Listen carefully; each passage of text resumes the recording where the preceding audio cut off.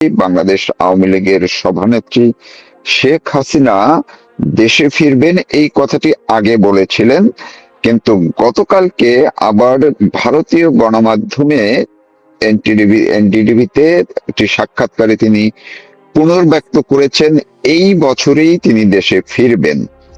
আর এই সাক্ষাৎকারটি যেন সারা বিশ্বে সব বড় বড় মিডিয়ায় তোলপাড় পড়ে গেল, কিন্তু বাংলাদেশের মিডিয়ায় কোনোভাবে এসছে, কোন মিডিয়ায় কিন্তু গুরুত্ব পায়নি তেমন একটা। প্রশ্নটি হলো, বিশ্ব মিডিয়া কেন শেখ হাসিনার এই বক্তব্যকে নিয়ে তোলপাড় লাগিয়ে দিল? ধন্যবাদ। যে প্রশ্নটি আপনি করলেন সেটা কারণটা হচ্ছে এই যে এটি একটি বিরাট খবর, একেবারেই নিশ্চিতভাবেই বলা যেতে পারে যে এটি একটি অত্যন্ত বিরাট খবর। যে দেশের প্রধানমন্ত্রীকে জোর করে ক্ষমতাচ্যুত করে দেশ ত্যাগে বাধ্য করা হয়েছিল, সেই প্রধানমন্ত্রী যখন দেশে ফিরে আসবার কথা বলেন তখন মনে হয় যে এই বিষয়টি অত্যন্ত গুরুত্বপূর্ণ। তো সেই দিক দিয়ে যদি বিবেচনা করা হয় তাহলে এটি নিঃসন্দেহেই শিরোনাম হওয়ার মতো খবর, অন্তত বাংলাদেশে। তো সমস্ত জায়গার, বিশ্বের বিভিন্ন জায়গার সংবাদপত্রে আমিও দেখছিলাম, বহু সংবাদপত্রে মধ্যপ্রাচ্য থেকে শুরু করে, ইউরোপ থেকে শুরু করে, প্রাচ্যের দেশগুলো থেকে শুরু করে, ভারত তো আছেই, এই খবরটি প্রচারিত হয়েছে বড় করে। কিন্তু বাংলাদেশের সংবাদপত্রগুলো এই ব্যাপারে এক ধরনের নীরবতা পালন করেছে। কোনো কোনো সংবাদপত্র হয়তো হালকাভাবে বলার চেষ্টা করেছে। এর কারণ হচ্ছে এই নিষেধাজ্ঞাটি চট করে সরকার বলতে চায় না যে তারা সংবাদপত্রের উপর কোনো নিষেধাজ্ঞা জারি করেছে। তারা তো সোচ্চারভাবে বলে যে সংবাদপত্রের স্বাধীনতা আমরা দারুণভাবে দিয়েছি। কিন্তু সংবাদপত্রের স্বাধীনতা তখনই নিশ্চিত হয় যখন বিভিন্ন ধরনের সংবাদ নিরপেক্ষভাবে পরিবেশিত হতে পারে, যেটা আমরা বাইরের সংবাদপত্রে লক্ষ্য করেছি। যে শেখ হাসিনার প্রত্যাবর্তন সম্পর্কে তার যে উক্তি, এটি অত্যন্ত গুরুত্বপূর্ণ উক্তি, কিন্তু এই গুরুত্বপূর্ণ উক্তি সম্পর্কে এক ধরনের ভয় ভীতি কাজ করছে বর্তমান শাসক দলদের মধ্যে। আর সংবাদপত্রে যারা কাজ করছেন বাংলাদেশে, কিংবা যারা সম্পাদক, দুর্ভাগ্যবশত তারা এখানে একটি স্ব আরোপিত সেন্সরশিপ প্রয়োগ করেছেন। এখন এক অর্থে এটা স্ব আরোপিত, তারা নিজেরাই নিজেদেরকে সেন্সর করছেন। আবার অন্যদিকে এটা স্ব আরোপিত নয়ও বলা যায়, কারণ তারা খুব ভালো করে জানেন যে এই ধরনের সংবাদকে গুরুত্বের সঙ্গে যদি তারা প্রচার করেন তাহলে তারা শাসক দলের, সরকারের কোপানলে পড়বেন। তো এটাই হচ্ছে কারণ যে কেন বাংলাদেশের সংবাদপত্র এই ব্যাপারে কার্যত নীরবতা পালন করছে। আমি একটু আপনার কাছে, যেহেতু আপনি দীর্ঘ জীবন কাটিয়েছেন এবং কাটাচ্ছেন গণমাধ্যমের সঙ্গে, এবং বিশ্বের প্রখ্যাত একটি গণমাধ্যম প্রতিষ্ঠানে আপনি দীর্ঘদিন সাংবাদিকতা করেছেন, আমরা আগে একটা সময় দেখতাম যে নর্মালি কোনো একটা গণমাধ্যমে কোনো একটা সাক্ষাৎকার বা বক্তব্য বা একটা খবর অন্যরা সাধারণত খুব ভালোভাবে রেফারেন্স দিয়ে প্রচার বা প্রকাশ করতে চায় না বা করে না। কিন্তু এই ঘটনাটি শুধু একটি গণমাধ্যমে শেখ হাসিনা ইমেলের মাধ্যমে সাক্ষাৎকারটি দিয়েছেন, আর সেটি লুফে নিয়েছেন একদম সারা বিশ্বের তাবৎ দুনিয়ার বড় বড়, এমনকি একটু আগেও দেখলাম যে আরেকটি গণমাধ্যমও সেটি তারা প্রকাশ করেছে। এই যে রেফারেন্স হিসেবে সবাই যে করলো, এটা নীতিগত কোনো সমস্যা আছে কিনা কেউ কেউ বলার চেষ্টা করছে যে এটা একটা পত্রিকা, একটা গণমাধ্যম, তারা কি করলো না করলো এটা তাদের ব্যাপার। আর কিন্তু এই জায়গায় এই রেওয়াজটি এক ধরনের ভেঙে ফেললো, এইটার ব্যাখ্যা কি? আমার মনে হয় না যে এক্ষেত্রে অন্তত কোনো নীতিগত দিক থেকে কিংবা সাংবাদিকতার নৈতিক দিক থেকে কোনো ব্যত্যয় ঘটলো। এর কারণ হচ্ছে এই যে তিনি স্বয়ং এই কথাটি বলেছেন, এবং যারা এই খবরটি প্রচার করছেন তারা উদ্ধৃতি দিয়ে প্রচার করছেন। তারা শেখ হাসিনারও উদ্ধৃতি দিচ্ছেন, তারা কোন সংবাদপত্রে সেটা এসছে তারও উদ্ধৃতি দিচ্ছেন। আপনিও জানেন মারুফ ভাই, আমিও জানি যে শেখ হাসিনার কাছে যাওয়ার ঠিক সুযোগ পাচ্ছেন না বহু সাংবাদিক। যদি সেই সুযোগ পেতেন তাহলে সাংবাদিকদের ভিড় লেগে যেত, একেবারে তার কণ্ঠ থেকে কথাগুলো উঠে আসতো। তিনি কোনো একটি জায়গায়, কোনো একটি পত্রিকায় যা কিছু বলেন সেটাকে উদ্ধৃত করে কোনো সংবাদপত্র যদি সেটি প্রচার করে, তাদের নিজেদের সংবাদ না বলেই যদি প্রচার করে, তাতে আমি কোনো ব্যত্যয় দেখি না। এটা ঠিক কথা যে সাংবাদিকতার একটা নীতি হচ্ছে, আমি অন্তত ভয়েস অফ আমেরিকায় কাজ করেছি, তার আগে বছর 7 আমি বিবিসিতেও কাজ করেছি লন্ডনে। তো আমাদের অনেকগুলো নীতি ছিল, তার মধ্যে একটা নীতি ছিল যে আমরা দুটো সোর্স থেকে এটাকে ভেরিফাই করতে হতো, আমাদের নিশ্চিত হতে হতো। কিন্তু সেটা ভিন্ন প্রসঙ্গ।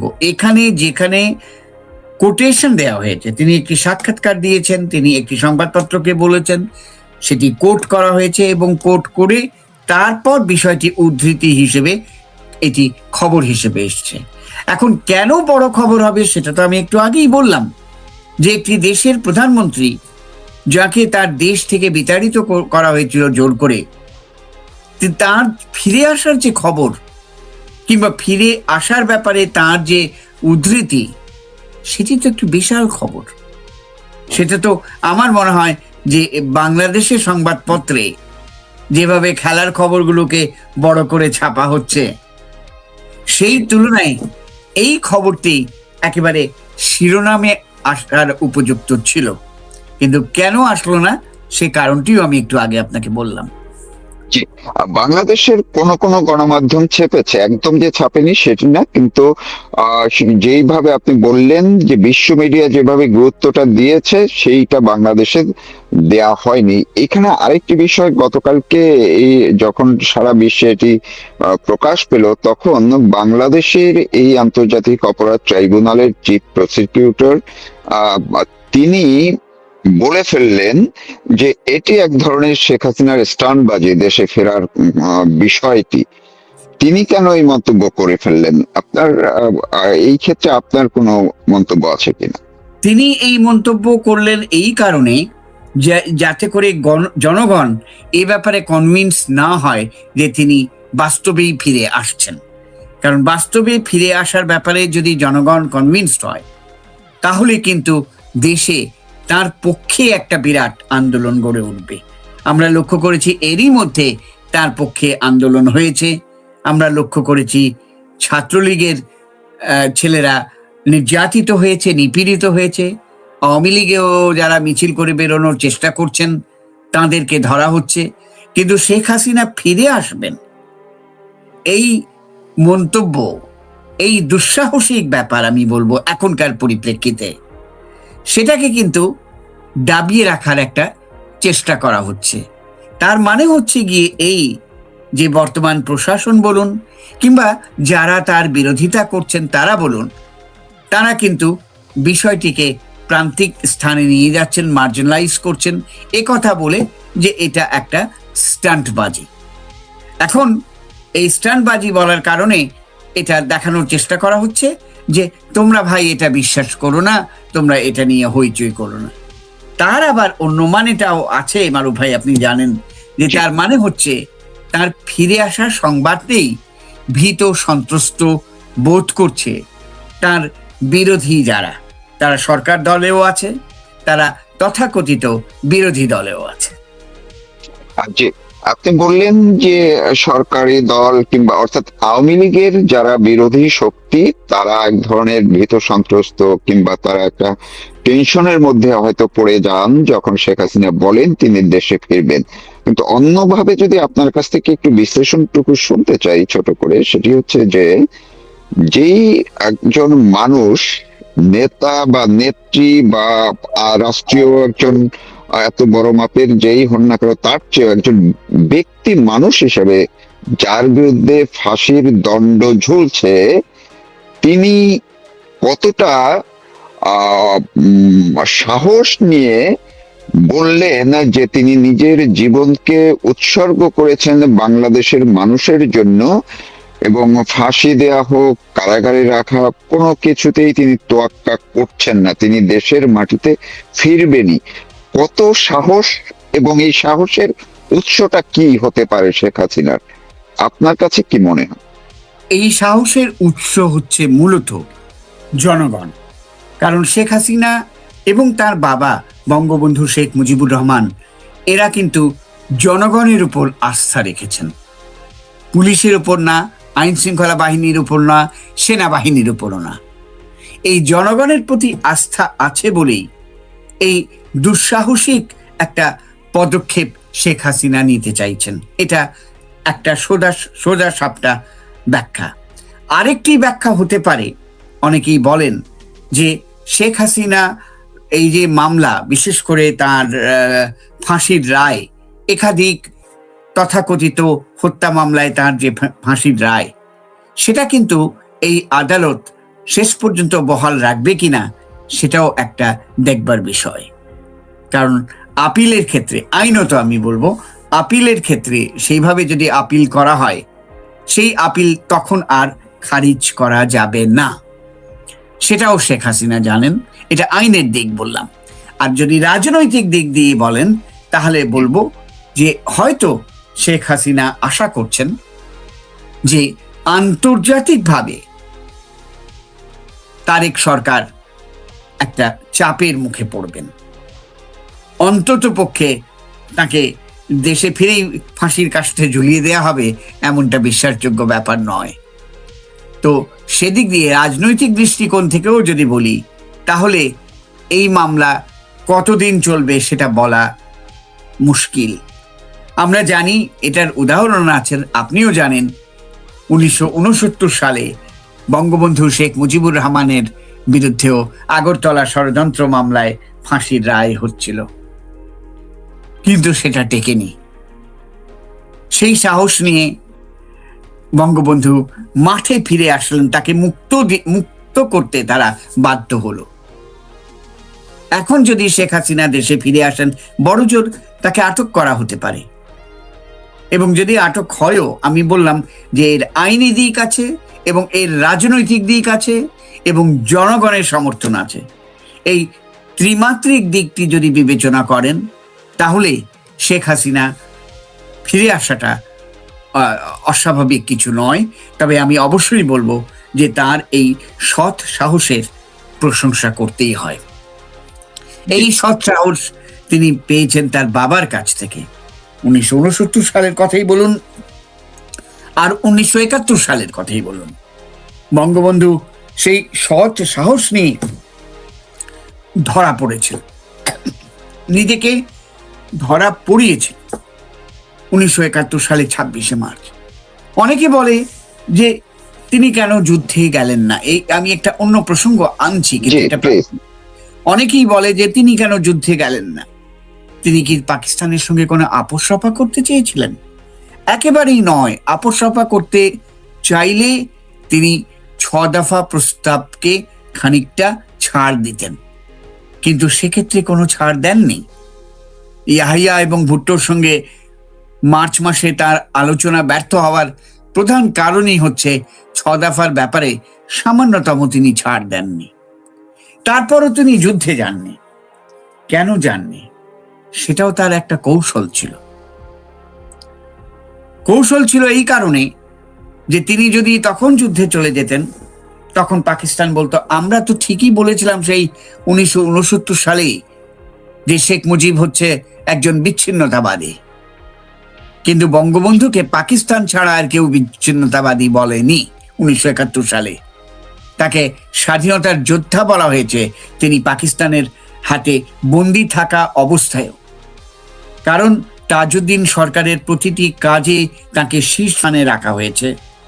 তিনি প্রবাসী বাংলাদেশ সরকারের রাষ্ট্রপতির পদে অধিষ্ঠিত ছিলেন, এবং বঙ্গবন্ধু এটাও জানতেন যে তার ফাঁসি হয়ে যেতে পারে, ফাঁসির আদেশও হয়েছিল।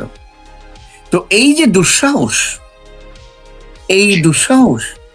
আমার মনে হয় এটা শেখ হাসিনার ক্ষেত্রে একটা জেনেটিক ব্যাপার, তার একটা বিশ্বাসের ব্যাপার, এবং যেভাবে বিশ্বের রাজনীতি চলছে তাতে মনে হয় না যে শেখ হাসিনাকে ফাঁসির কাস্টে ঝোলানোটা খুব সহজ কোনো কাজ হবে।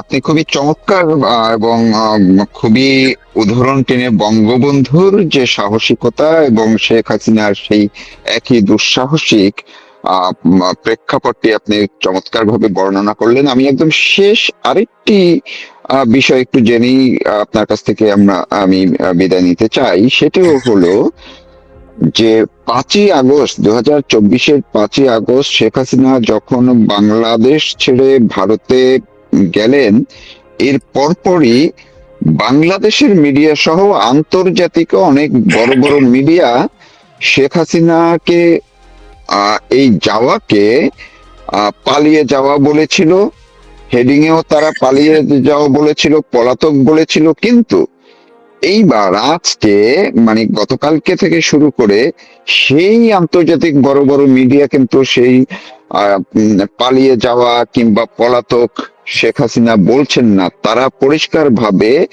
বেশিরভাগ মিডিয়াই বলেছে ক্ষমতাচ্যুত প্রধানমন্ত্রী বা সাবেক প্রধানমন্ত্রী হিসেবে ট্রিট করেছে। শুধু পাকিস্তানের একটি দুটি পত্রিকা তারা পলাতক হিসেবে উল্লেখ করেছে, অন্য কোন মিডিয়া এটি করে নাই। তাদের মধ্যে কি কোনো পরিবর্তন আসলো কিনা শেখ হাসিনার বিষয়টিতে? কারণ তারা আগের জায়গা থেকে কেন সরে আসলেন? তাদের আগের জায়গার যে ভুল ছিল সেটা তারা উপলব্ধি করছেন। কারণ শেখ হাসিনা যখন ঘোষণা দিচ্ছেন যে তিনি বাংলাদেশে ফিরে আসবেন, তাহলে তো ধরেই নেওয়া যায় যে তিনি পলাতক নন। বাংলাদেশে তো এমন কিছু পরিবর্তন ঘটেনি তার অনুকূলে এখনো পর্যন্ত যে তিনি যদি পলাতক হয়ে থাকেন তাহলে সেই পলাতক অবস্থা থেকে তিনি ফিরে আসবেন কেন? সবচেয়ে বড় কথা হচ্ছে যে শেখ হাসিনা পলাতক হননি। শেখ হাসিনাকে একটি বড় রকমের সমস্যার সম্মুখীন করানো হয়েছিল তথাকথিত আন্দোলনের মাধ্যমে। আমি তথাকথিত এই জন্যই বলছি যে আন্দোলন হতেই পারে। এর আগে আমরা জানি এরশাদের বিরুদ্ধে আন্দোলন হয়েছে, এর আগে আমরা জানি অন্যান্য আন্দোলন হয়েছে, কিন্তু শেখ হাসিনার বিরুদ্ধে আন্দোলনটা কোনো অস্বাভাবিক ব্যাপার নয়। একটা রাজনৈতিক দলের বিরুদ্ধে, একটি রাজনৈতিক সরকারের বিরুদ্ধে আন্দোলন হতেই পারে, কিন্তু আন্দোলনের যে ভেতরের অবস্থাটা সেটা কিন্তু মানুষ আস্তে আস্তে টের পাচ্ছে। খোদ এই যে আন্দোলনকারীদের যে দল এনসিপি, তাদের যে জনপ্রিয়তা এতখানি হ্রাস পেয়েছে এই কারণে যে যারা উচ্ছ্বাস করে ভেবেছিল যে সরকারের পতন ঘটিয়ে দিয়েছি, এবার ভালো কিছু হবে। কি ভালো হলো সে আপনিও জানেন, আমিও জানি। সবচেয়ে বড় ব্যাপার হচ্ছে এই যে শেখ হাসিনার সামনে এমন একটা পরিস্থিতি সৃষ্টি করা হয়েছিল, এবং এর পেছনে অবশ্য জামাত শিবির অত্যন্ত তৎপর ছিল, লুকিয়ে থাকা আমরা যেটাকে বলি, তারা ছিল গোপনীয়তা রক্ষা করে, পরে তো আত্মপ্রকাশ করলো এবং শেখ হাসিনাকে সেই পরিস্থিতির মুখোমুখি হতে হলো। সেই সময় সেনাবাহিনী একটা ভূমিকা পালন করেছিল, যদিও সেনাবাহিনীর ভূমিকা নিয়ে বিতর্ক আছে প্রচুর, সেনাবাহিনী তখন নামেনি ইত্যাদি। কিন্তু শেখ হাসিনাকে যাতে অপমানিত না হতে হয় দেশের ভেতরে, আমরা দেখেছি যে গণভবনে লোকজন ঢুকে কিভাবে ঘটনাগুলো ঘটিয়েছে, সেই জন্যে শেখ হাসিনাকে বাইরে নিয়ে যাওয়া হয়। তিনি পালিয়ে যাননি, তিনি শেষ মুহূর্ত পর্যন্ত জানতেন না যে তাকে কোথাও নেওয়া হচ্ছে, কি করা হচ্ছে। বস্তুত তিনি প্রথমে অস্বীকারই করেছিলেন ক্ষমতা ত্যাগ করে চলে যাওয়ার ব্যাপারে, কিন্তু তাকে বোঝানো হয়েছে, এগুলো আমরা শুনেছি শেখ রেহানার মাধ্যমে, তার ছেলে জয়ের মাধ্যমে, এবং তিনি তখন ক্ষমতা ছেড়ে চলে যেতে রাজি হয়েছেন। তাকে যে হেলিকপ্টারে তোলা হচ্ছে, হেলিকপ্টার থেকে বিমানে নিয়ে যাওয়া হচ্ছে, এই জিনিসগুলো আগেই তার ধারণার মধ্যে ছিল না। এই পুরো কাজটি সেনাবাহিনী করেছে। কাজেই এটাকে পালিয়ে যাওয়া বলে না, এক অর্থে বলা যেতে পারে তাড়িয়ে দেওয়া হয়েছে। কাজেই পালিয়ে গেছেন তিনি নয়, তাকে তাড়িয়ে দেওয়ার একটা চেষ্টা চলছিল এবং সেই চেষ্টাতেই তাকে ভারতে পাঠিয়ে দেওয়া হয়। অনেক ধন্যবাদ আপনাকে। দর্শক এতক্ষণ কথা শুনছিলেন, আমার সঙ্গে আছেন প্রখ্যাত সাংবাদিক, ভয়েস অফ আমেরিকার এক সময় তুখোর সাংবাদিক আনিস আহমেদ। তিনি পুরো বিষয়টি ব্যাখ্যা করলেন যে কেন আন্তর্জাতিক মিডিয়া শেখ হাসিনার দেশে ফেরার বা 1 বছরের মধ্যেই দেশে ফিরবেন এই কথাটিকে এক ধরনের বিস্ময়কর ভাবে লুফে নিয়েছে এবং সারা বিশ্বের মিডিয়া তোলপাড় শুরু হয়ে গেছে তার খবর নিয়ে। কিন্তু বাংলাদেশের মিডিয়া এটি আসলে সেইভাবে গুরুত্ব দেওয়া হয়নি, গুরুত্ব দেয়নি। কেন দেয়নি এবং শেখ হাসিনা কতটা দুঃসাহসিক ভাবে নিজের অবস্থানটি জানান দিয়েছেন, কেন জানান দিয়েছেন, বিশদ ব্যাখ্যা করে